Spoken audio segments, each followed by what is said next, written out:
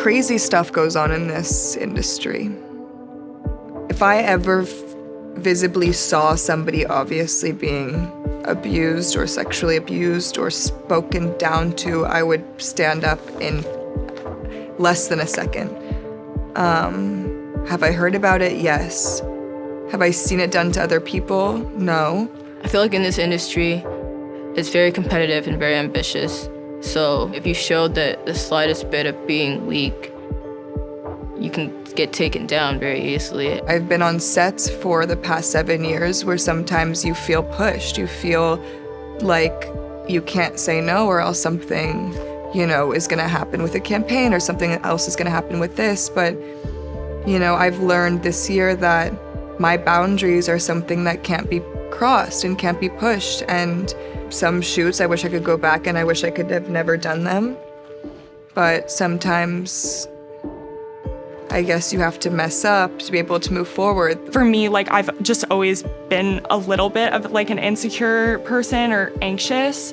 And when you're constantly, people are constantly taking your photos or touching you, and you're kind of in the limelight in that way, it's easy to kind of hyper-focus on the things that you don't like about yourself. I see and have empathy towards my other models that I'm on set with who are talking about their bodies and what they're eating and the sizes they want to be, and I know what it's like to be there, and I know that pressure is so real. For most of the shoots I'm a part of, the styling is pretty tricky, and sometimes having a batch of clothes that just won't fit has made me feel insecure, like I need to fit the clothes and not the clothes fit me.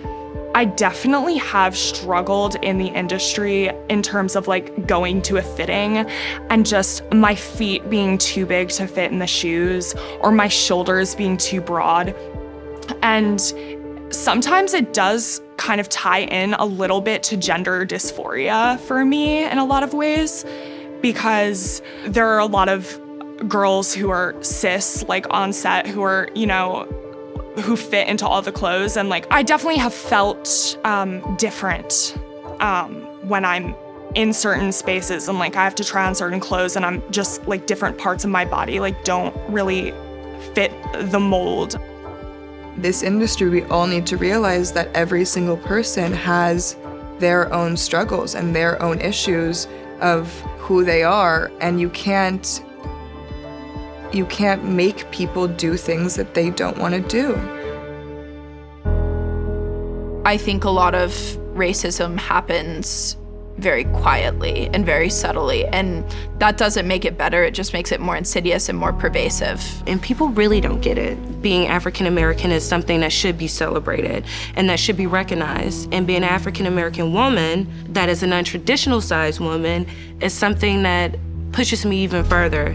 When I first started, I guess brands didn't know what to do with my hair and my skin. I would go on set and the hairstylist said, "Do you know how to straighten your hair?"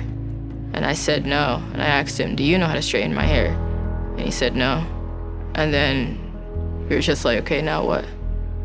And then that's when I realized I was I have to stand my ground. I have to stand for something. I have to cause some change. I refused to do any shows or any shoots with straight hair. And I basically told them it's afro or cornrows or nothing. One of those things that I heard a lot was, "Oh, you know how to speak English?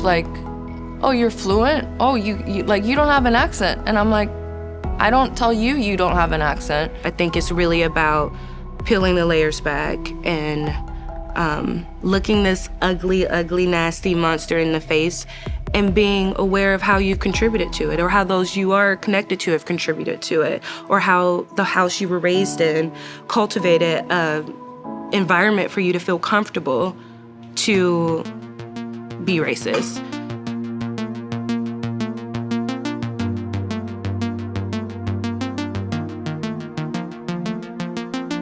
Every single little kid should be able to see someone who looks like them being considered a supermodel. I'm proud of where we've gotten. With diversity, I think we have a long way to go. And I say that very, very strongly. I made it very clear a couple of years ago that I don't want to go onto a set that doesn't have representation of everybody. I just don't. And I don't feel comfortable on a set like that. It gets quite irritating when people have this one idea of what an Asian woman should be like, when really there's so much more. There are so many types of Asian beauties and just beauties in general. I was rejected a lot because they were like, oh, you seem so cool, but you don't have the look. I'm like, what look are you talking about? Is it because my eyes are bigger? Representation, I feel like, is the bare minimum. And I feel like a lot of people act like representation is like the ultimate goal, right? Like everyone wants to be seen and heard and represented.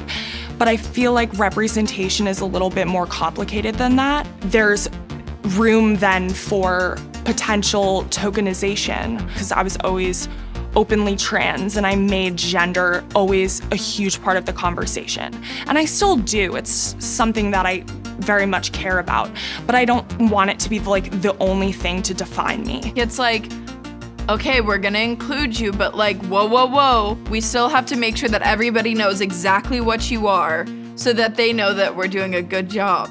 I want to see tokenism get thrown out the window, honestly. I think there are brands and designers that genuinely care about inclusivity and representation. And I think that there are some that follow it as a trend and profit off of it, but it's not sincerely authentic. The biggest thing that needs to change is like, how can we be ethical in representation? Think about people as full people and varied individuals and kind of honor all facets of who they are. I think that's the biggest change for me in the past couple of years is I'm being included in things that I never thought I could be included in. The work that I'm doing now is going to, in the future, provide more space for people after me. I take so much pride in showing up anywhere I am to represent us to the best of my abilities. Moving forward, that's what every single person of influence can do. We need to make sure that there are artists from everywhere in the world being able to have a voice, to be heard, and to be seen, because there's so much to see out there, and we're doing a disservice to worldwide communities by not representing them.